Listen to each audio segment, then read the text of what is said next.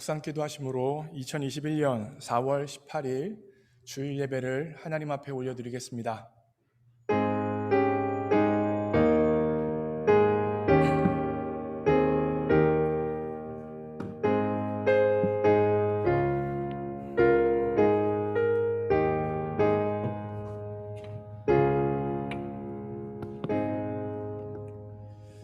그러므로 내가 너희에게 이르노니 목숨을 위하여 무엇을 먹을까 무엇을 마실까 몸을 위하여 무엇을 입을까 염려하지 말라. 그런즉 너희는 먼저 그의 나라와 그의 의를 구하라. 그리하면 이 모든 것을 너희에게 더하시리라. 사랑하는 하나님 아버지, 우리 앞날의 불확실성과 앞날의 모든 염려와 걱정을 내려놓고 먼저 그의 나라와 그의 의를 구하고자 주일 예배로 하나님 앞에 나왔습니다. 하나님을 구하고 하나님 앞에 나아가기 위해 나왔습니다. 주님, 성령을 부어주셔서 주님 앞에 신령과 진정으로 우리 모두가 예배할 수 있도록 역사하여 주옵소서. 모든 것 주님께 의탁합니다. 예수님의 이름으로 기도합니다. 아멘. 다 함께 일어나셔서 함께 하나님을 찬양합니다. 우리 모두 이 시간 한마음 한뜻으로 하나님을 찬양하길 원합니다.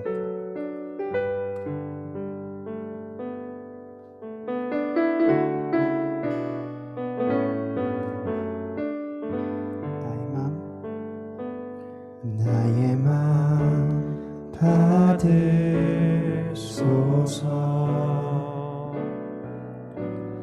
오셔서 주님의 저소 삼으소서.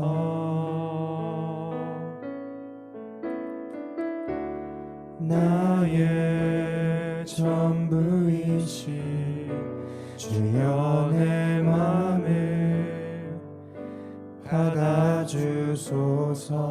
나의 맘 받으소서. 나의 맘 받으소서.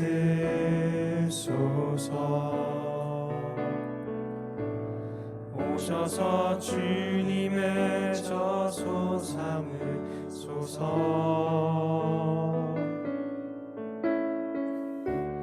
나의 전부이신 주여 내 맘을 받아주소서. 다시 한번 나의 마음 받으소서. 나의 마음 받으소서.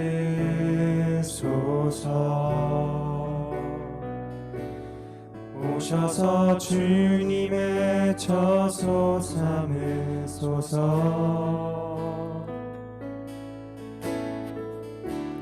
나의 전부이신 주여 내 맘을 받아주소서. 오 나의 맘을, 오 나의 맘을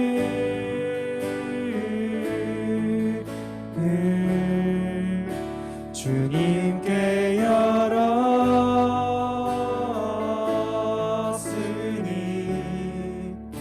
주여 내게 오셔서 내 맘에 거하여 주옵소서. 주가 기뻐하는 주의 성전 되게 하소서. 나의 맘 받으소서. 아멘. 오셔서 주님의 저소 삼으소서.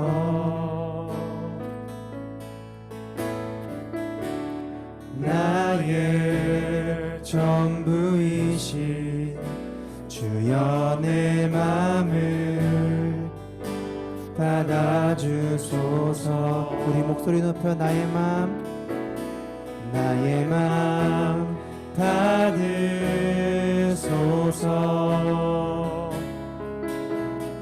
오셔서 주님의 저소 삼으소서.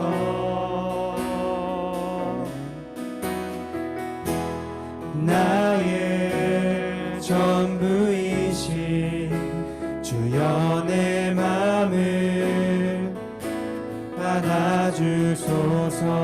나의 맘 받으소서. 주님 나의 맘 받으소서. 이곳에 임재하여 주시옵소서. 오셔서 주님의 처소 삼으소서.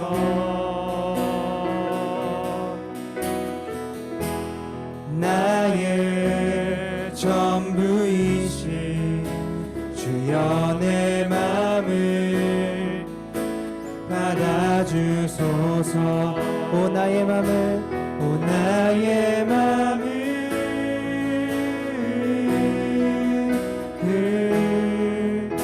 주님께 열었으니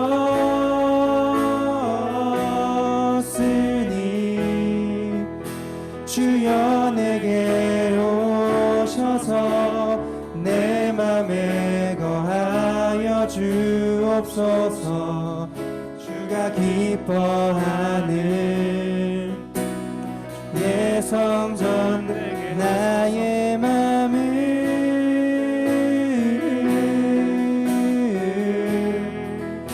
주님께 열었으니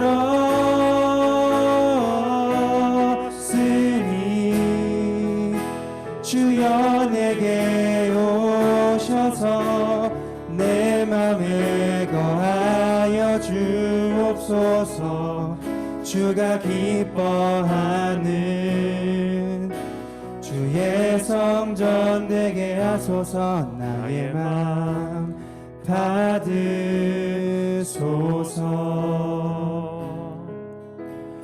오셔서 주님의 처소 삼으소서. 나의 전부이신 주여 내 맘을 받아주소서. 주여 내 맘을 받아주소서. 주여 내 맘을 받아주소서. 아멘.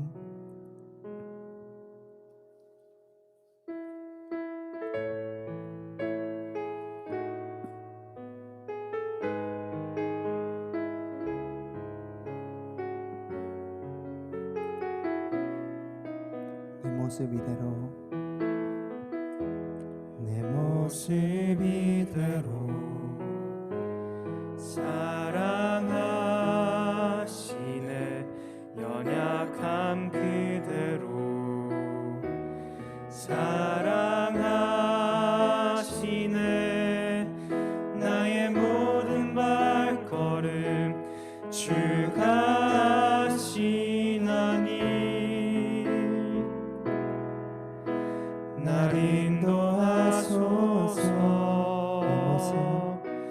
내 모습 이대로 사랑하시네. 연약함 그대로 사랑하시네. 나의 모든 발걸음 주가 하시나니 날 인도하소서. 주의 날개 아래 거하는 것, 주의 임재 안에 거하는 것, 나의 가장 큰 소망, 나의 가장 큰 은혜, 주와 함께 동행하느니 주의 날개 아래 거하는 것, 주의 임재 안에 거하는 것, 나의 가장 큰 소망, 나의 가장 큰 은혜, 주와 함께 동행하느니 내 모습 이대로 사랑하시네 연약함 그대로 사랑하시네 나의 모든 발걸음 주가 하시나니 날 인도하소서 날 인도하소서 주의 날개 아래 거하는 것 주의 임재 안에 거하는 것 나의 가장 큰 소망 나의 가장 큰 은혜 주와 함께 동행하는 일 주의 날개 아래 거하는 것 주의 임재 안에 거하는 것 나의 가장 큰 소망 나의 가장 큰 은혜 주와 함께 동행하는 이 주의 날개 아래 주의 날개 아래 거하는 것 주의 임재 안에 거하는 것 나의 가장 큰 소망 나의 가장 큰 은혜 주와 함께 동행하는 이 주의 날개 아래 거하는 것 주의 임재 안에 거하는 것 나의 가장 큰 소망 나의 가장 큰 은혜 주와 함께 동행하는 이 주와 함께 동행하는 이 시간 함께 기도하시겠습니다. 하나님, 주님의 임재 가운데 사는 것, 주님의 임재 안에 누리는 것이 가장 큰 복인 줄 믿습니다. 하나님, 이 주일 예배를 통하여서 주님의 임재 가운데 사는 삶이 우리 가운데 더욱더 구체적으로 실현될 수 있도록 역사하여 주옵소서. 이 예배가 하나님의 임재 가운데 드려질 수 있도록 성령의 기름 부으심을 우리에게 허락하여 주옵소서. 우리 모두 다 예수 그리스도의 십자가의 보혈을 통하여서 하나님께서 찾은 바 되어 주시는 신령과 진정으로 예배드리는 우리가 될 수 있도록 성령 하나님 일하여 주옵소서. 내 마음에 있는 모든 다른 생각들은 무너지고 하나님께로만 집중되어지는 예배 시간 될 수 있도록 인도하여 주옵소서. 함께 합심하여 기도합니다. 기도하시겠습니다. 사랑하는 하나님 아버지, 그렇습니다. 진실로 이 예배를 통하여 내 마음과 내 생각과 내 모든 뜻을 주님 앞에 올려드립니다. 하나님, 내 마음과 생각이 주님으로 가득 차게 되어지기를 원합니다. 내 마음이 주님으로 충만케 되어지기를 원합니다. 다른 생각들, 다른 마음들, 다른 염려들, 걱정들은 다 무너지고 없어지게 하여 주시고, 이 시간, 이 예배 시간만큼은 하나님으로 가득 찬 시간, 하나님으로 충만한 시간 될 수 있도록 역사하여 주옵소서.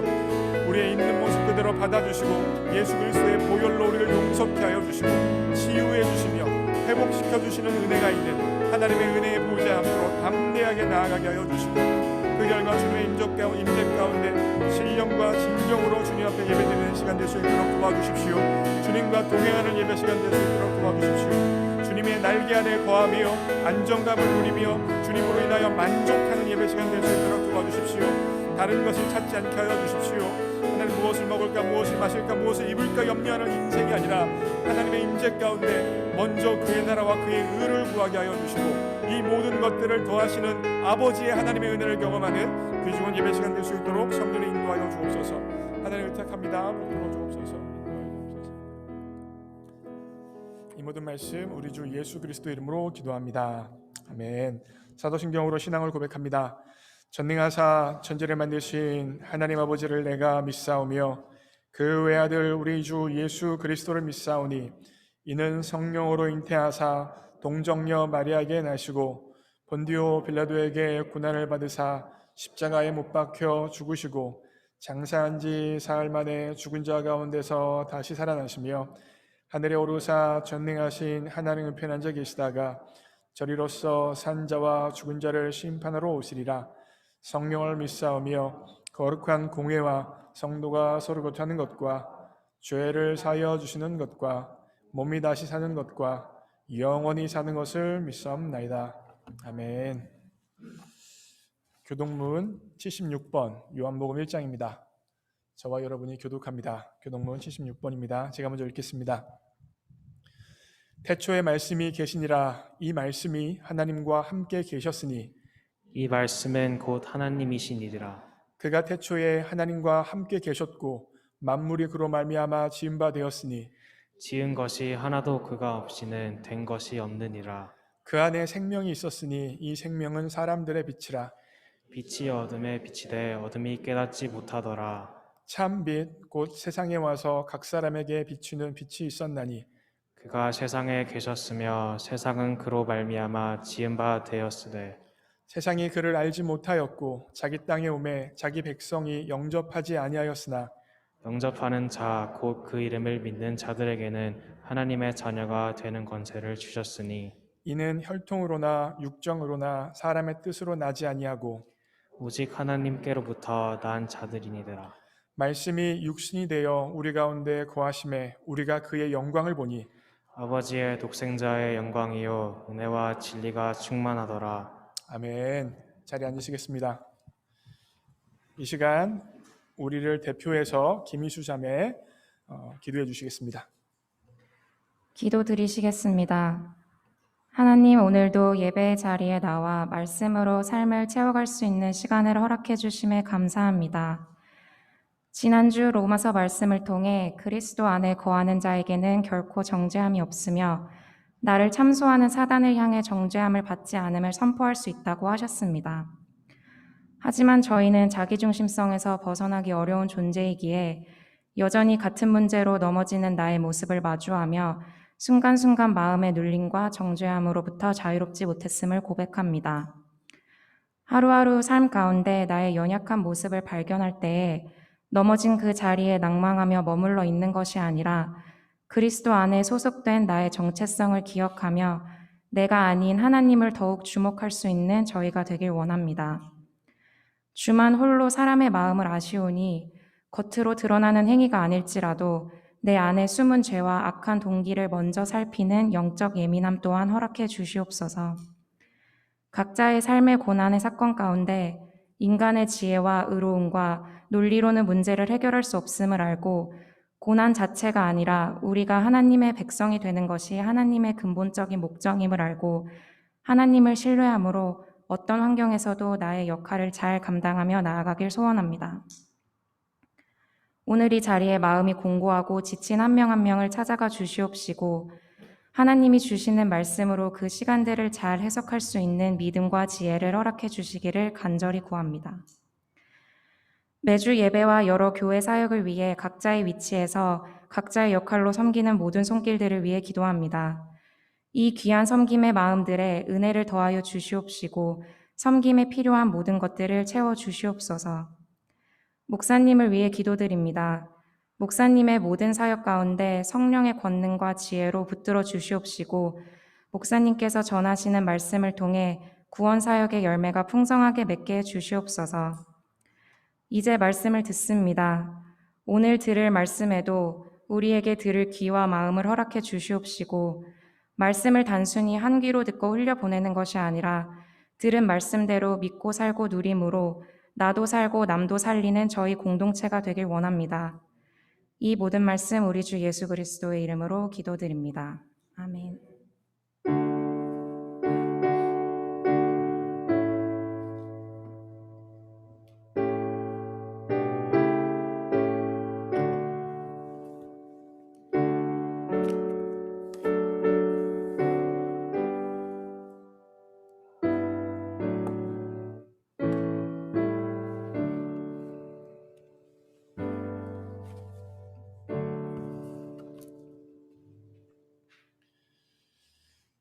저희 교회가 지난주부터 예배 시간에 봄학기에 불민턴을 떠나시는 분들을 초청해서 간증을 듣고 있습니다.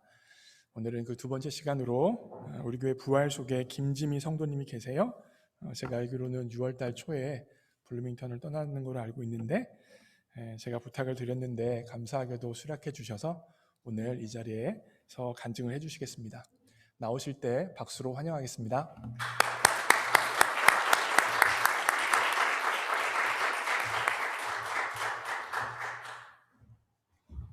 안녕하세요. 블루밍턴 한인교회 부활속 김지미 성도입니다. 간증문을 작성하면서 이 간증이 모든 분들에게 적용될 거라는 생각은 없이 작성을 했고요. 다만 제 간증을 들으실 때 예수님과의 이제 첫사랑을 다들 경험을 좀 해보신 분들이 계실 텐데 혹시 그 뜨거움이 지금 내 마음에 없어서 그리우시다든지 또 회복을 깊이 원하고 계시는 분들께서 들으실 때에 나에게 직접 찾아와 주셨던 예수님의 그 순간들을 기억하고 떠올리시는 그런 시간이 되셨으면 합니다. 제가 지금 임신 31주 차라 아이가 좀 커요. 그래서 숨이 좀 가쁜데 양해 부탁드립니다. 저희 가족은 2년 전 2019년에 남편의 유학을 위해 이곳 블루밍턴에 오게 되었습니다. 사실 저는 미국 생활에 설레는 마음은 전혀 없이 끌려왔고요. 왜냐하면 10년 동안 이제 한 직장에서 안정됐잖아요. 그래서 즐겁게 생활을 하고 있었고 또 치매라는 질병으로 어머니께서 요양병원에서 오랫동안 생활을 하고 계세요. 그 외로운 이제 엄마를 생각하시니까 이제 마음이 쉽사리 이렇게 탁 즐겁게 떠나올 수가 없더라고요.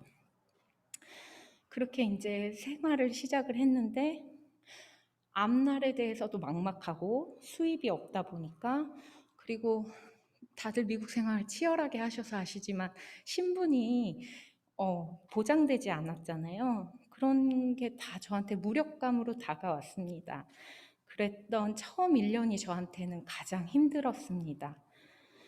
돌이켜보면 이제 깊이 저를 되돌아봤을 때 그런 이유가 직장이 저의 하나의 우상으로 자리 잡아 있었더라고요. 5살 무렵부터 이제 아버지께서 사업을 하셨다가 2번 정도 실패를 겪고 어머니하고 자연스럽게 이렇게 멀어지셨다가 외도하신 사실을 알게 되었어요. 그러면서 이제 어머니가 2 남매를 힘들게 키우시면서 그 삶의 무게를 견뎌내시는 삶을 사셨거든요. 그 밑에 있다 보니까 사실 아이들이 그런 어려운 가정에서는 물질적인 어려움보다는 외로움이 되게 큽니다. 그래서인지 소속감을 주고 저한테 타이틀을 주고 또 매달 꼬박꼬박 돈을 챙겨주는 직장이 저한테 무상이었어요. 그리고 한동안 이제 세상의 창고를 막 쌓았죠.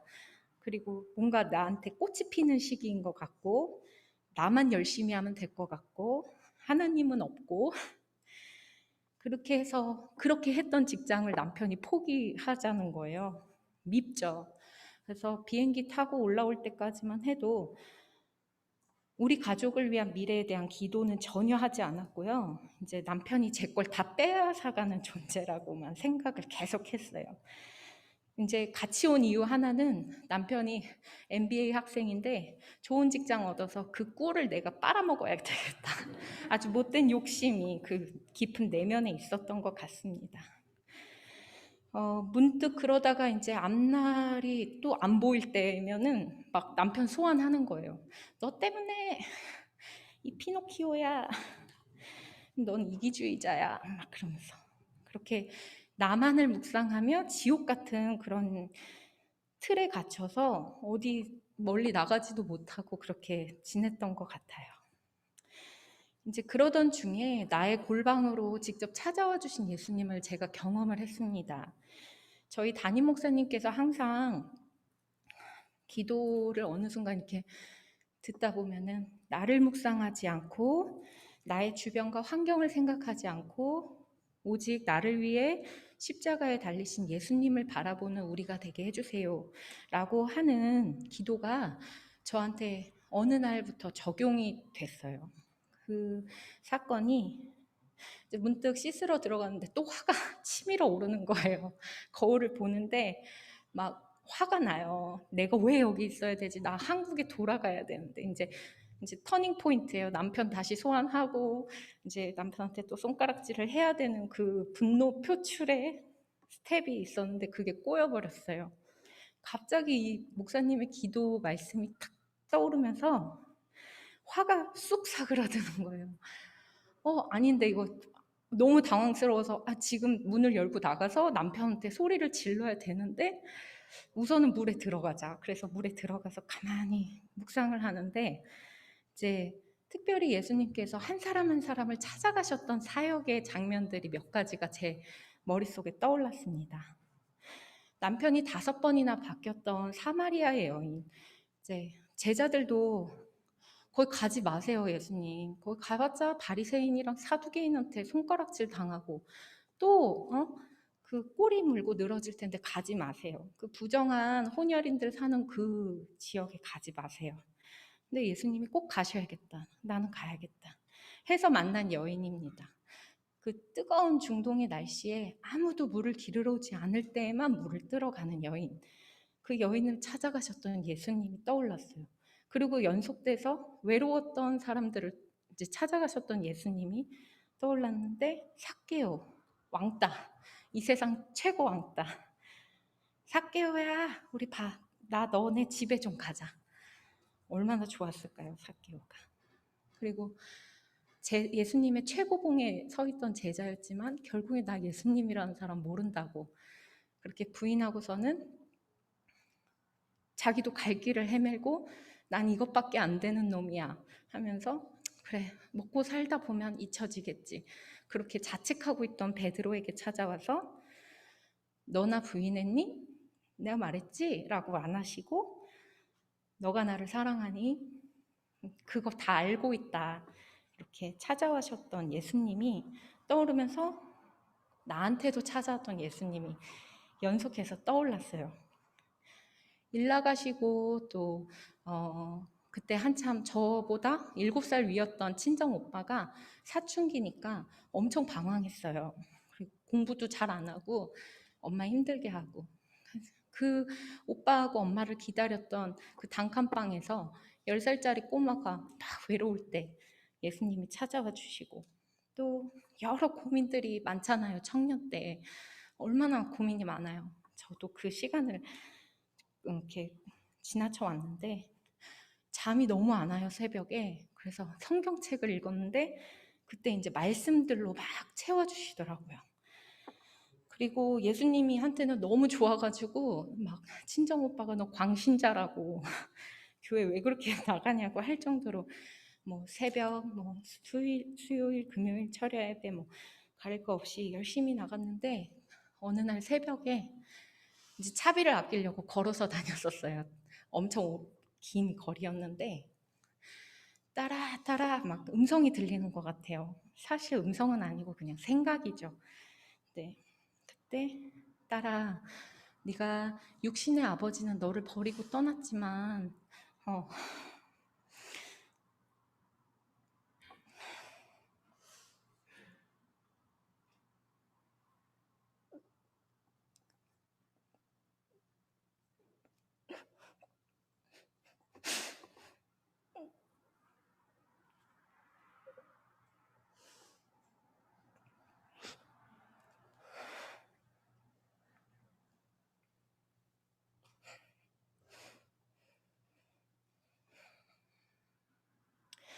참된 아버지인 내가 있잖니.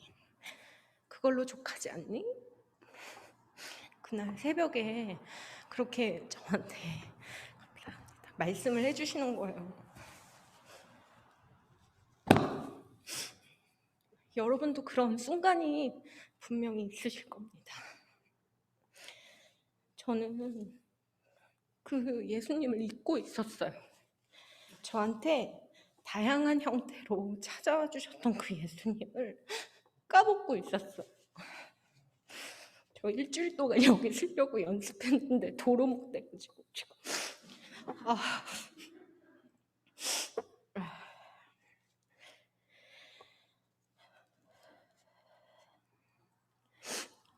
어쩌면 세상 것들로 제 세상의 창고를 쌓느라고 예수님을 선택적으로 취했는지도 모르겠어요. 나 되게 괜찮은 사람이야. 나 하나님 믿고 복 받은 사람이고, 나 괜찮은 사람이야. 라고 그렇게 저를 포장해 가면서 예수님이라는 걸로 예쁘게 포장하고, 속은 막 이렇게 욕심들로 가득 채우고 내 우상을 버리지 못하고 그렇게 양다리 생활을 하고 있었던 것 같습니다.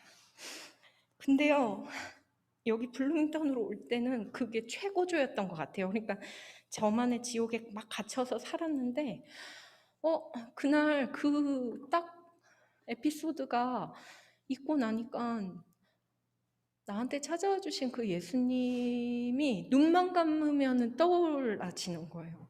그러면서 그 다음부터는 남편을 소환을 안 해도 마음에 안정감이 찾아지고 평안함이 오는 거를 이제 경험을 했죠. 그러고 나서 이제 저의 결론은, 그래, 내가 힘들 때 정말 간단한 방법으로 두 눈 꼭 감고 두 손만 모으면 요 안에 하나님이 찾아와 주시는데 너무 내가 내 안에 갇혀 있었구나, 그런 경험을 했습니다. 여러분에게도 오늘 이 시간을 통해서 나한테 그러니까 직접 나한테 오신 예수님이 떠오르시는 시간들이 되셨으면 합니다. 이제 언제부턴가 저는 하나님께서 한 영혼 한 영혼 한 사람에게 이렇게 역사하시는 거, 그리고 우리의 그 교통하심 가운데 이제 사랑으로 이렇게 교회를 이끌어 가신다는 거를 굉장히 믿고 있어요.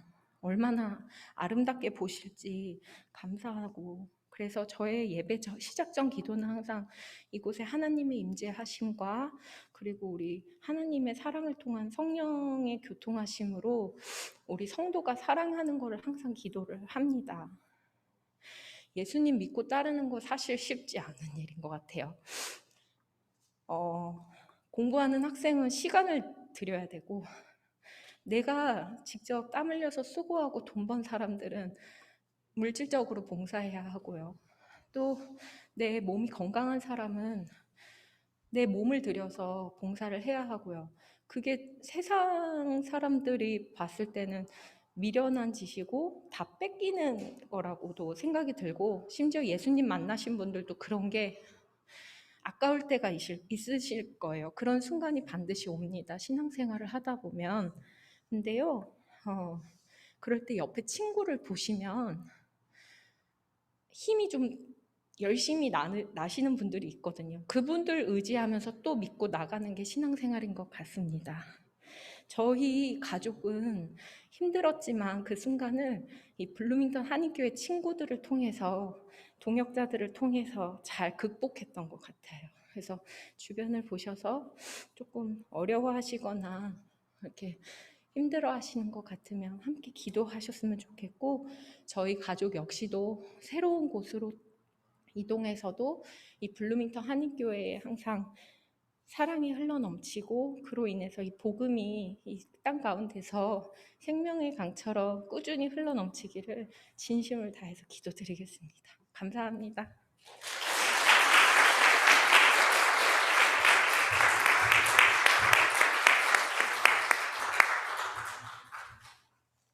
네, 임신해가지고 숨찬 것 가운데 간증을 너무 잘해주셔서 감사하고요. 제 생각에는 우리 김지민 씨 남편 김진영 우리 성도님은 감사하고 좀 해야 될 것 같아요. 왜냐면 이제 김지민 씨한테 안 혼나도 되잖아요. 하나님께서 다 해결해 주시니까 소환 안 당해도 되니까 얼마나 감사합니까. 네, 귀한 2년이라는 짧은 시간 블루밍턴에 계셨지만 우리를 찾아오시는 하나님을 경험하고, 또한 이렇게 아름다운 가정으로 더욱더 세워진 것들을 우리에게 보여주시고 블루밍턴을 또 떠나시게 되어져서 제 마음에 참 감사하고요. 네. 김지민 씨가 울지 않고 간증을 하려고 지난주 내내 남편 앉혀놓고 연습을 했대요. 근데 오늘 울었다고 도루묵 됐다고 그러는데 그래도 또한 하나님께서 역사하셨습니다. 그래서 잘 준비하시고 이렇게 간증해 주셔서 다시 한번 감사의 말씀을 드립니다. 반갑습니다. 저는 예수님을 알고 예수님을 알게 하는 목자 안성용입니다.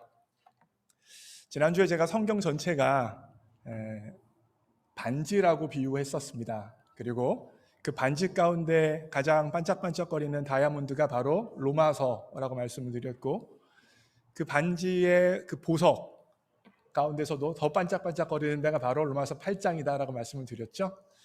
그래서 제가 로마서 8장을 지난주부터 설교하면서 묵상을 하고 있습니다. 근데 제가 예전에 로마서 8장 암송을 했는데 이번에 로마서 8장을 설교하면서 좀 암송을 해보면 좋겠다라는 생각이 들어서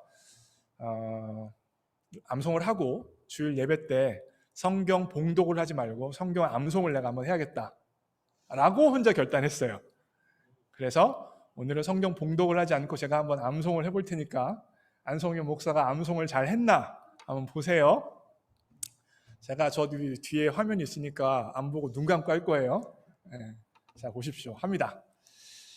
그러므로 이제 그리스도 예수 안에 있는 자에게는 결코 정죄함이 없나니 이는 그리스도 예수 안에 있는 생명의 성령의 법이 죄와 사망의 법에서 너를 해방하였습니다. 율법이 육신으로 말미암아 연약하여 할 수 없는 그것을 하나님은 하시나니 곧 죄로 말미암아 자기 아들을 죄 있는 육신의 모양으로 보내어 육신의 죄를 정하사 육신을 따르지 않고 그 영을 따라 행하는 우리에게 율법의 요구가 이루어지게 하려 하심이니라. 아멘. 잘했죠? 제가 암송하면서 제 마음에 은혜가 참 되더라고요. 다시 이 말씀을 암송하면서 마음에 은혜가 되어져서 저도 암송을 하겠지만 우리 교회 성도님들 중에서 저와 함께 암송하시는 분들, 그래서 로마서 8장 설교가 끝났을 때 저도 암송을 다 했고 암송을 하신 성도님한테 제가 근사한 식사 대접 한번 하겠습니다. 네, 안성용 목사랑 식사 한번 하시고 싶은 분들은 로마서 8장 한번 암송해 보세요. 네, 식사의 은혜뿐만 아니라 암송하면서 하나님께서 여러분에게 말씀하시는 게 무엇인지 그 말씀이 내 마음에 부닥치는 경험을 하실 수 있으실 겁니다.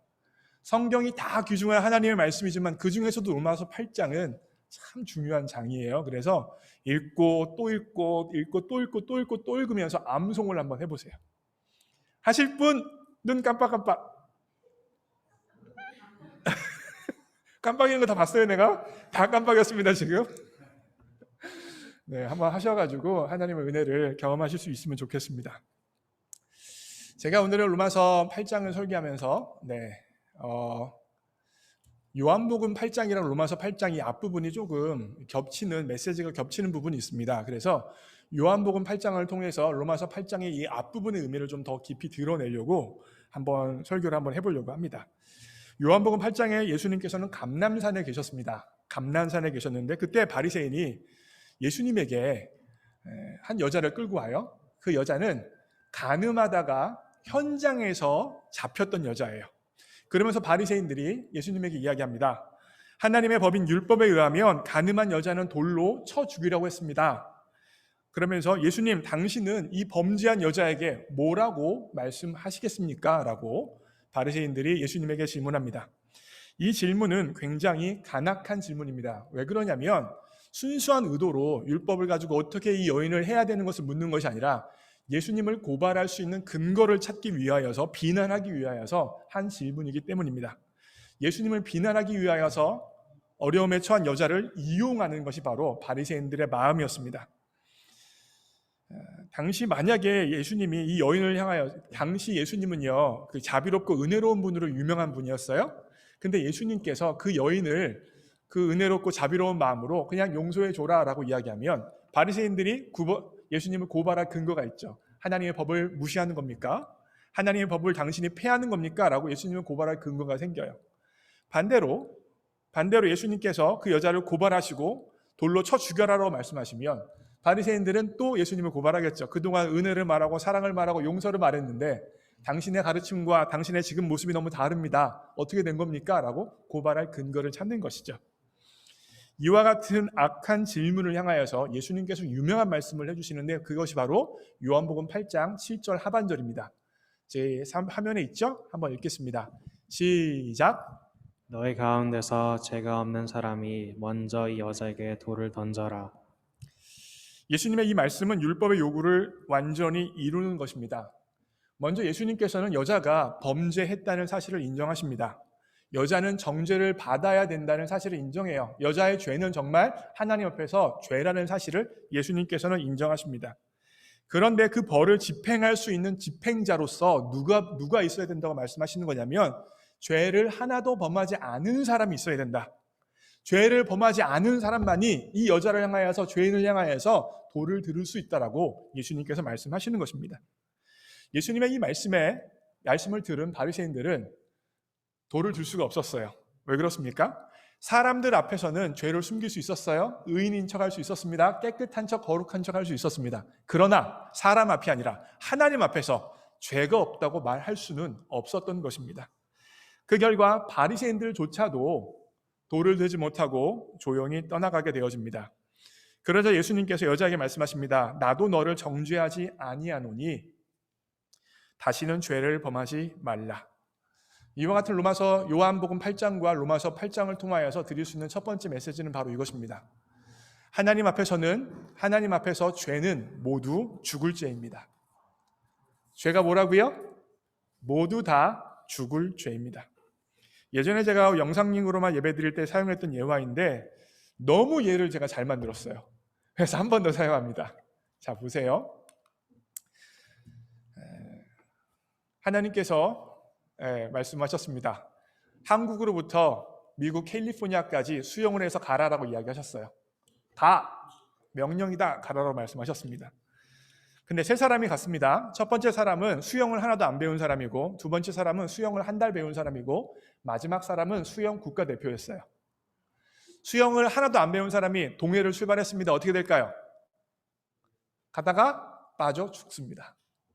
수영을 한 달 배운 사람은요, 그 사람보다 좀 더 갔지만 가다가 빠져 죽습니다. 수영 국가대표는요, 동해에서 출발하지만 미국까지 수영해서 갈 수 있겠어요? 가다가 가다가 빠져 죽습니다. 이들 중에서 누가 물을 더 많이 먹고 누가 깊이 빠진 것은 중요하지 않습니다. 누가 더 멀리 갔는지도 중요하지 않아요. 아무도 미국 근처에는 가지 못했고 모두가 다 물에 빠져 죽었습니다. 하나님 기준으로는 모두가 다 명령을 지키지 못했고 죄를 범했고 그 명령을 지키지 못한 죄로 인하여 빠져 죽을 사람들이었습니다. 바리새인들은 자신을 기준으로 해서 보니까 자기는 가늠하지 않았거든요. 그래서 그 여자의 죄가 더 커 보였어요. 그런데 바리새인들조차도 가늠하는 죄를 범하지 않았지만 다른 죄를 범했다고요. 그래서 그 죄로 인하여서 죽을 수밖에 없었던 것이 바로 바리새인들의 운명이었습니다. 하나님께서 요구하시는 목표 지점에 도달하지 못했다는 면에서 가늠하다 잡힌 여인이나 율법 교사였던 도덕적으로 사람들 중에서 인정받았던 바리새인들이나 똑같이 목표 지점에 도달하지 못했던 영역에서 똑같이 길을 잃었고 똑같이 물에서 빠져 죽은 것입니다. 국가대표가 수영 한 달 배운 사람보다 멀리 못 갔다는 말이 아니에요. 멀리 갔어요. 그러나 목표 지점에는 못 갔습니다. 목표 지점에 도달하지 못해서 바다 한가운데 빠져 죽는다는 것은 동일한 사실입니다. 이것이 바로 바리새인들이 여자를 향하여서 돌을 들지 못한 이유입니다. 여러분, 이와 같은 사실은요, 우리에게 굉장히 중요한 깨달음을 주는데 그것은 무엇이냐면 우리가 다른 사람을 향하여서 비판하고 판단하고 심판하고 돌을 드는 이유가 무엇인지 분명히 보여줍니다. 그 이유는 사람 앞에 섰기 때문이에요. 그 이유는 사람 앞에 섰기 때문이에요. 그 이유는 하나님 앞에 서지 않았기 때문입니다.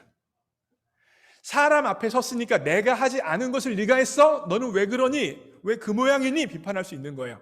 그런데 하나님 앞에 서면요, 나도 하나님께서 나에게 요청하시는 건 안 하는 게 있거든요. 문제가 있거든요. 죄가 있거든요. 그래서 다른 사람을 향하여서 돌을 던질 수가 없어요. 우리는 모두 다 하나님 앞에 서기보다는 사람 앞에 서서 내 시각으로만 모든 사람들을 바라보게 되는 거예요. 그 결과 어느 순간 우리는 신앙생활하면서 예수님을 믿는다고 하면서 조금씩 더 바리새인이 되어지는 것입니다. 그리고 이와 같은 바리새인들에 의하면 바리새인들은 자신을 향하여서 좀 괜찮은 죄인이라고 생각해요. 가늠하다 걸린 여인은 죽을 죄인이고 나는 좀 괜찮은 죄인, 그래도 착한 죄인, 그래도 하나님 앞에서 조금 더 고개를 들 수 있는 죄인으로 여긴다는 것입니다.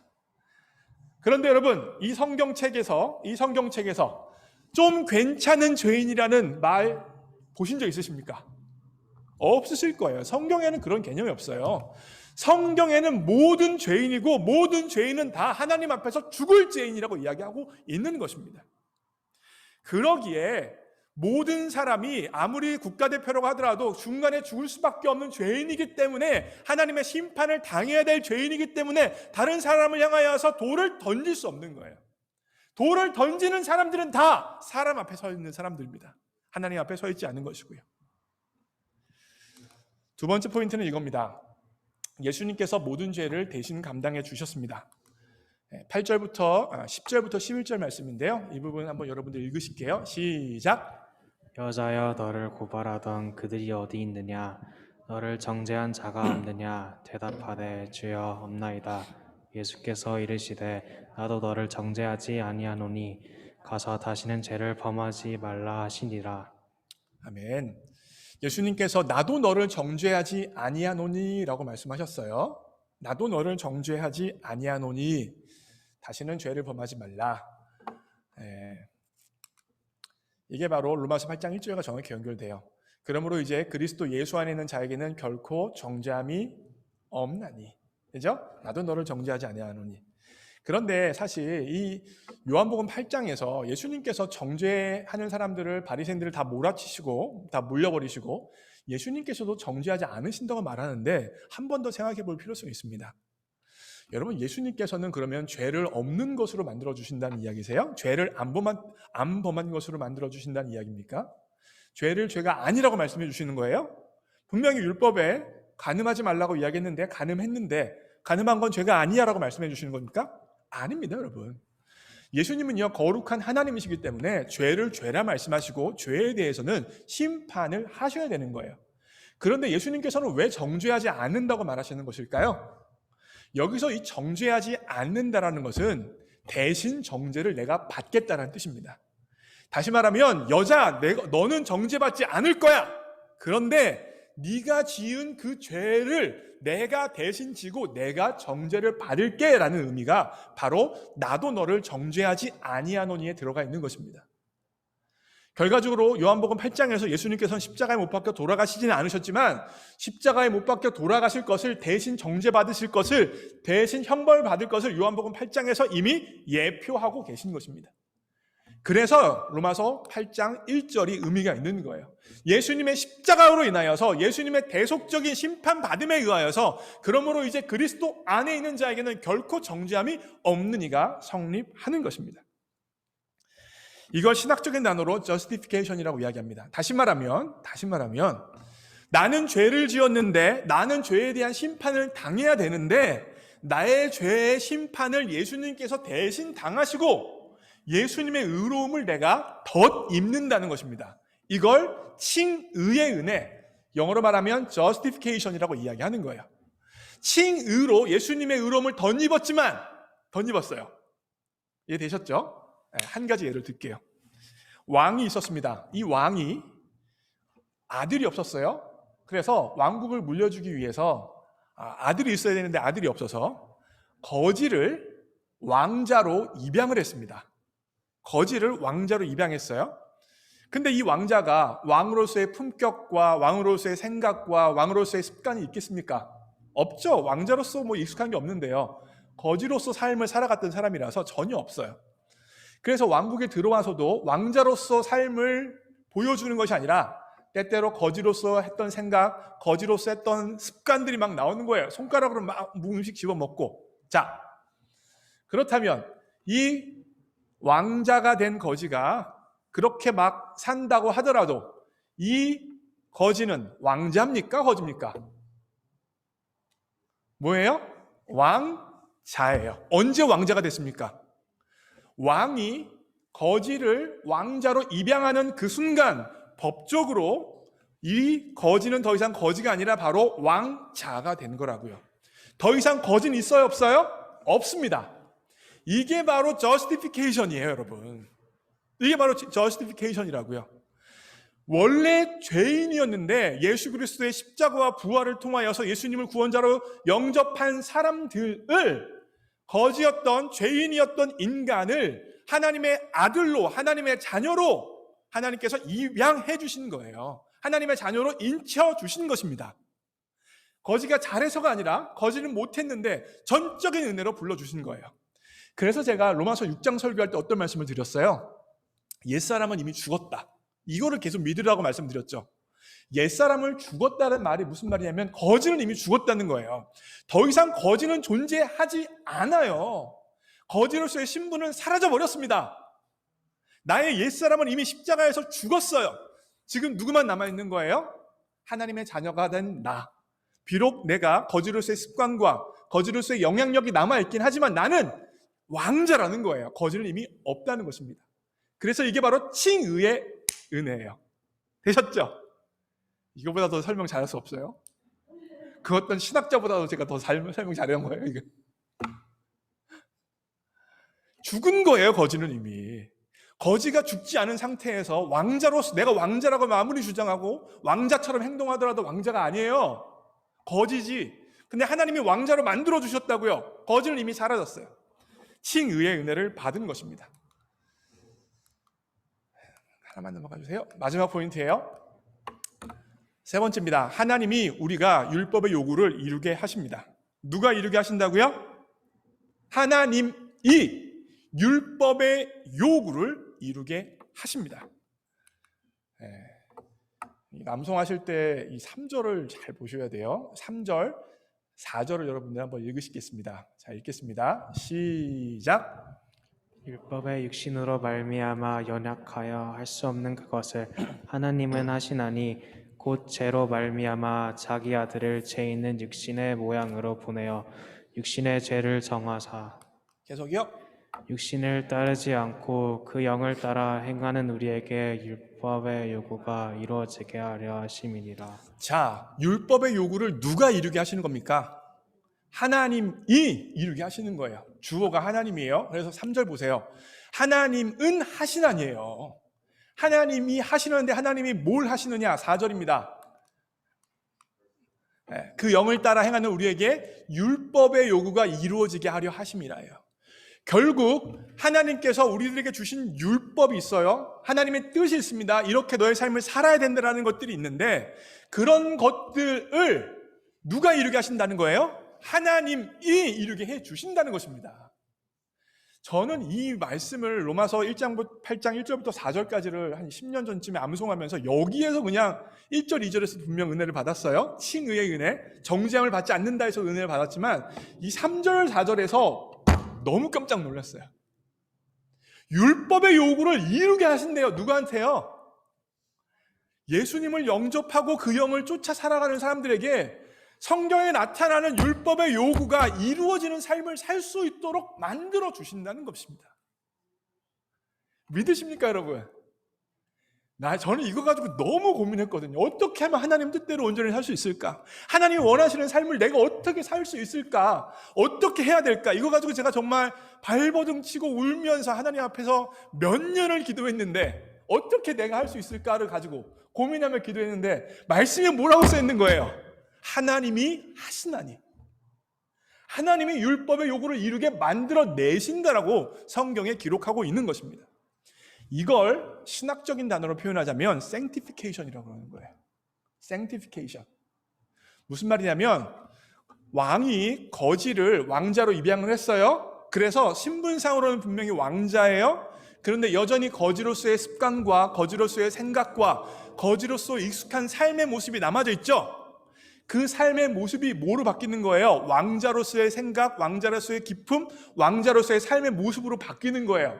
그게 바로 sanctification이라고 말하고 거룩하게 되어짐이라고 말하고 예수님을 닮는다는 것으로 바뀌는 것입니다.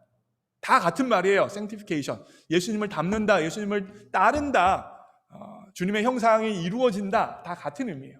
그런 것이 이루어진다는 거예요. 누구를 통하여서요? 하나님이 그것을 이루신다는 것입니다. 근데 그러면서 중요한 단어가 있어요. 4절 말씀 한번 다시 보세요. 율법의 요구를 어떻게 이루어지게 되냐면 그 영을 따라 행하는 우리에게 율법의 요구가 이루어진대요. 그 영을 따라. 근데 그 영을 따른다니까 뭔가 내가 그 영을 따라서 하나님의 성령을 따라서 뭔가를 막 해내야 된다라고 생각을 하는데 한국말보다 영어 NIV 성경 번역이 더 정확합니다. 영어로 어떻게 번역을 했어요? 영어 단어 뭐로 보이십니까? 워크로 보이시죠? 걷다예요. 다시 말하면 하나님의 영과 함께 걸어가는 사람들이 율법의 요구를 이루는 삶을 산다는 거예요. 내가 결단해서 이루는 거예요? 내가 노력해서 율법의 요구를 이루는 것입니까? 내가 암송해서 율법의 요구를 만들어내는 것입니까? 아닙니다. 하나님과 동행하는 사람, 하나님께 붙어있는 사람, 하나님을 의지하는 사람, 하나님을 바라보는 사람, 하나님 앞에 엎드리는 사람들이 하나님을 통하여서 율법의 요구를 이루는 것입니다. 그래서 유명한 성경 구절이죠. 내게 능력 주시는 자 안에서 내가 모든 것을 할 수 있느니라.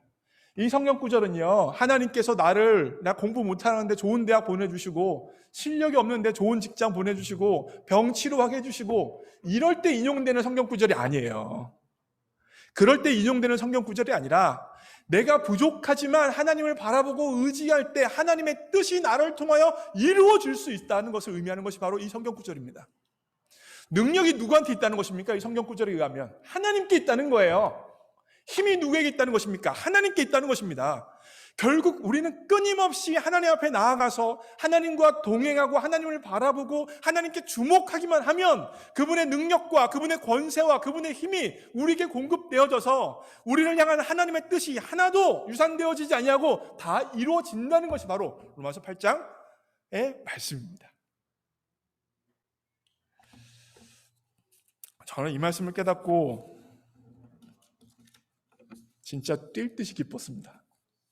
정말 복음을 발견했습니다.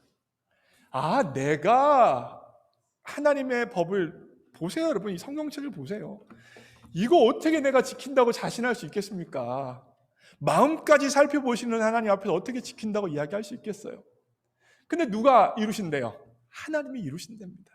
누구를 통하여서요? 하나님을 의지하는 사람, 하나님을 바라보는 사람, 하나님께 붙어있는 사람, 하나님과 온전히 하나님 앞에 온전히 마음이 집중되어져 있으면 이룬다고 이야기해 주시는 것입니다. 오늘 설교를 제가 마무리합니다. 여러분, 저한테 안성현 목사가 죄를 범했어요. 죄를 범했습니다. 그런데 회개기도하기 전에 불의의 사고로 죽어버렸습니다. 안성현 목사는 천국 가겠습니까? 지옥 가겠습니까? 회개 못했는데. 안성희 목사는 천국 가요, 지옥 가요? 천국 갑니다. 왜 천국 갑니까? 죄 지었는데요? 회개기도 안 했는데 천국 갑니까? 천국 갑니다.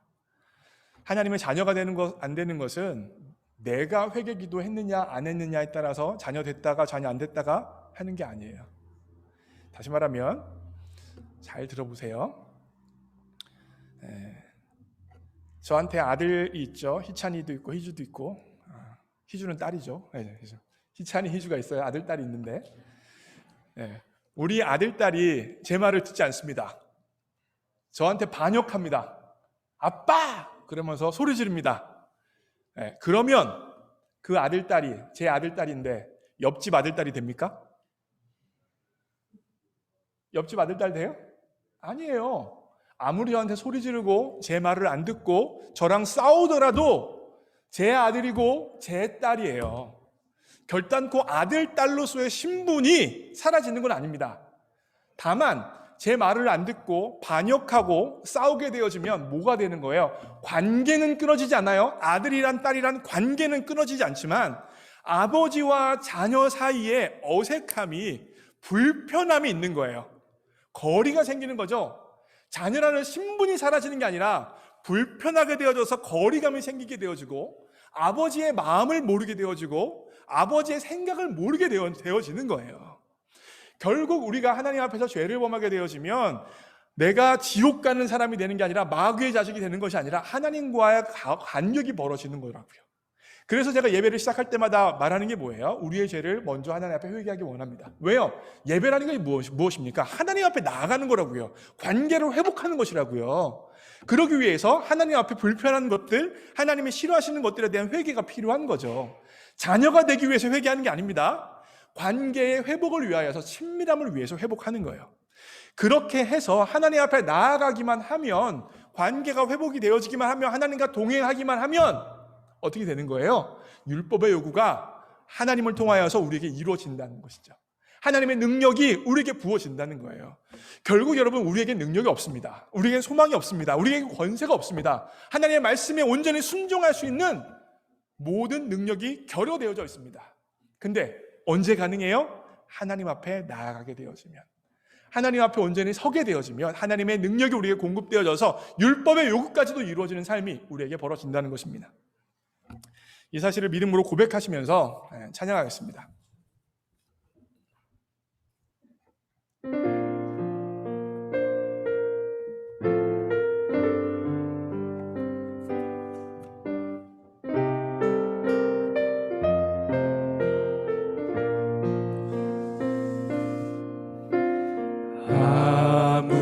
아무것도 두려워 말라.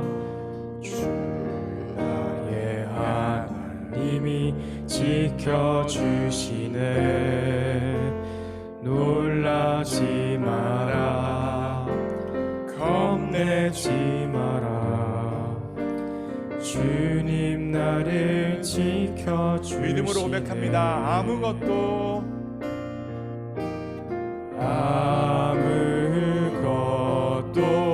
두려워 말라.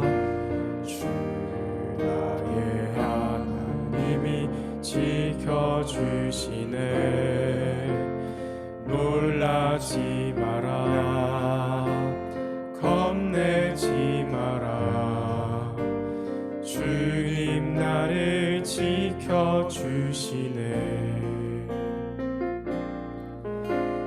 내 맘에 지칠지라도 주님 나를 지켜주시네.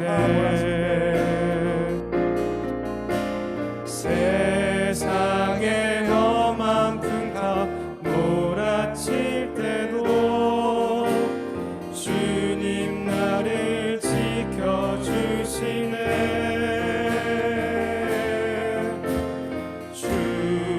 주님은 나의 산성,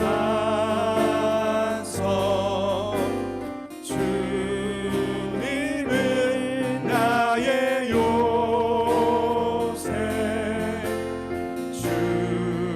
주님은 나의 소망, 나의 힘이 되신 여호와. 주님은 나의 산성, 주님은 나의 산성, 주님은 나의 요새, 주님은 나의 소망, 나의 힘이 되신 여호와. 이 시간 함께 기도하겠습니다. 주님이 우리 인생의 산성이시요 소망이시요 능력이십니다. 능력 주시는 자 안에서 모든 것이 가능합니다. 하나님과 동행하는 사람, 하나님을 바라보는 사람, 그분에게 주목하고 있는 사람들은 하나님의 능력이 나의 능력 되어지고, 하나님의 소망이 나의 소망 되어지고, 하나님의 권세가 나의 권세 되어져서 능치 못함이 없는 것입니다.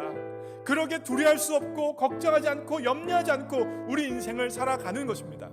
율법의 요구가 나를 통하여, 내 조건을 통하여, 내 결단을 통하여가 아니라 하나님에 의하여 완성되어지는 것입니다. 이 하나님을 바라보며 이 하나님으로 인하여 내 삶을 긍정하며 선포합시다. 하나님, 그렇습니다. 하나님에 의하여서 율법의 요구가 내 삶에 온전히 이루어질 것을 믿습니다.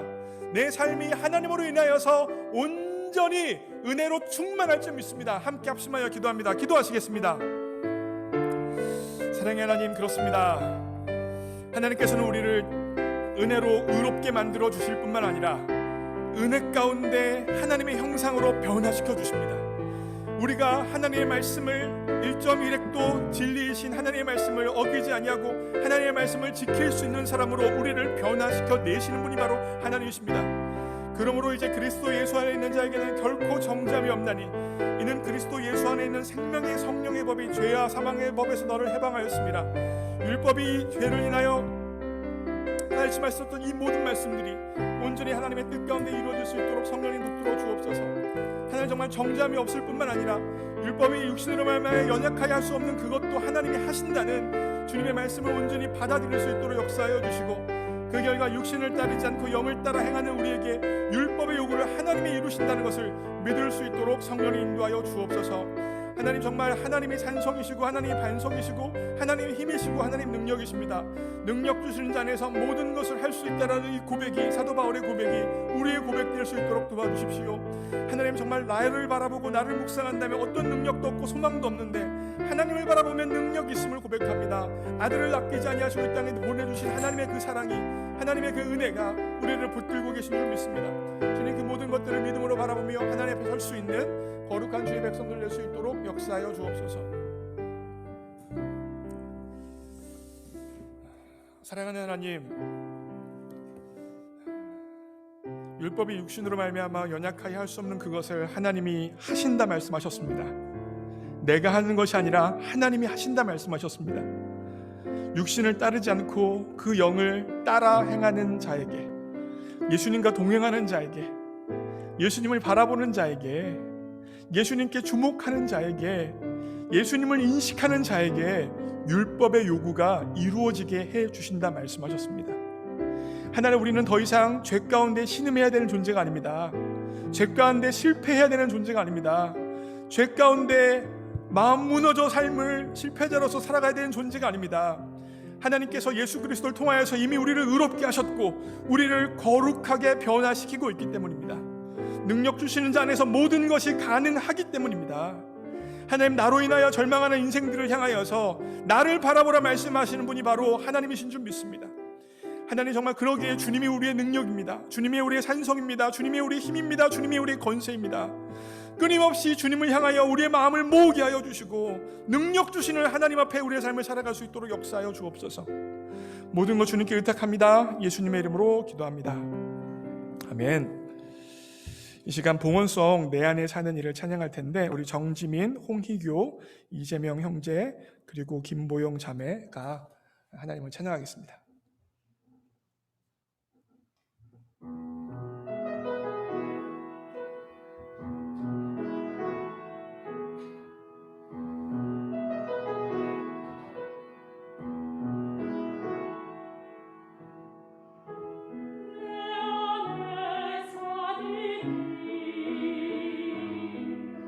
예수 그리스도니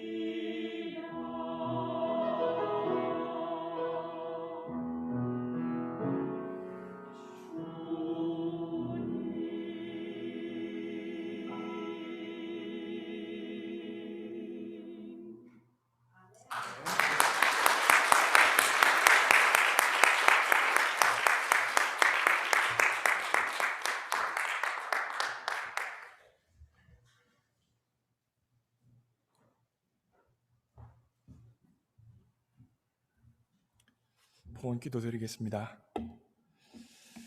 살아가는 하나님 아버지, 우리 모두가 빈손으로 왔는데 주님 앞에 무엇인가 드릴 것이 우리 손에 있게 해주셔서 감사합니다. 하나님, 지금 드린 이 예물은 몇 달러의 돈이 아니라 모든 것이 주님으로부터 왔고 주님 없이는 살아갈 수 없는 인생이라는 것을 고백하는 신앙의 고백이오니 기뻐 받아 주옵소서. 이 예물 드리는 손길에게 복 주시되 무엇보다 내 안에 사는 예수 그리스도를 기억할 수 있는 복을 허락하여 주옵소서. 그분과 동행하고 그분을 바라보고 그분께 주목하는 인생 될 수 있도록 역사해 주셔서 율법의 요구를 이루는 삶 살아갈 수 있도록 인도하여 주옵소서. 또한 물질의 복도 허락해 주셔서 일평생 살아가면서 다른 사람에게 꾸는 인생 살아가지 않게 하여 주시고 주님이 주신 물질을 가지고 하나님을 섬기고 세상을 섬길 수 있도록 역사하여 주옵소서. 하나님, 우리 교회에 사람들이 볼 수 없는 곳에서 하나님을 사랑하는 마음으로 교회를 섬기는 손길이 참으로 많습니다. 시간을 드리고 재정을 드리고 에너지를 드리고 재능을 들여 하나님과 교회를 섬기는 그분들의 섬김 기억해 주셔서 하나님만 허락하실 수 있는 기쁨과 평강을 허락하여 주시고 천국에서 그분들의 섬김이 정말 해같이 빛나도록 일하여 주옵소서. 모든 것 주님께 의탁합니다. 예수님의 이름으로 기도합니다. 아멘. 교회 소식입니다. 주일 예배 나오신 분들, 온라인으로 예배 드리신 모든 분들을 예수님의 이름으로 환영하고 축복합니다. 2부 예배 이후에 바로 임시 교회 총회가 있습니다. 그래서 현장 예배 계신 분들은 그대로 앉아 계시면 되고 온라인으로 계신 분들은 그대로 온라인에 조금만 계시면 됩니다. 오래 걸리지 않으니까 참석해 주시기를 부탁의 말씀드리고요. 2월 20일 날 홍인수 감리사님과 제가 만남을 갖습니다. 저희 교회 이제 새로운 감리사님이 되시는 분이고 우리 교회에 대해서 관심이 많이 가지고 계신 분이십니다. 그래서 제가 만나서 우리 교회 사정과 이런저런 이야기를 좀 하려고 합니다. 그래서 좋은 교제 시간 될 수 있도록 기도해 주시고요. 청년 리더 온라인 성경 공부가 화요일 날 8시 그리고 금요 예배가 저녁 7시 있습니다. 다음 주일 날 성찬식이 있습니다. 그래서 성찬식을 준비하는 마음으로 이번 일주일 동안 지내주시기를 부탁의 말씀드리고요.